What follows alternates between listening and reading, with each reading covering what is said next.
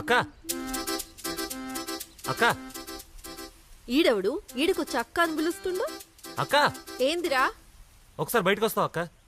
ఈ బయటికి పోవడేందిరా? నువ్వే లోపలికి రా. లేదక్క నువ్వే బయటికి రా ఒకసారి. ఏం రా బయటే చేస్తావా ఏంది? చీచి దాని గురించి కాదక్క, ఒకసారి రా మాట్లాడాలి.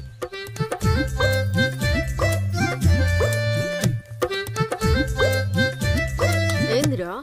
ఏం లేదక్క, ఎక్కడెక్కడి నుంచో ఎవడెవడో మీ దగ్గరకు వస్తూ ఉంటారు. వానికి ఏ రోగం ఉందో తెలియదు. అయితే నేను చెప్పేది కొంచెం వినండి అక్క, మీ మంచి కోరే చెప్తున్నా.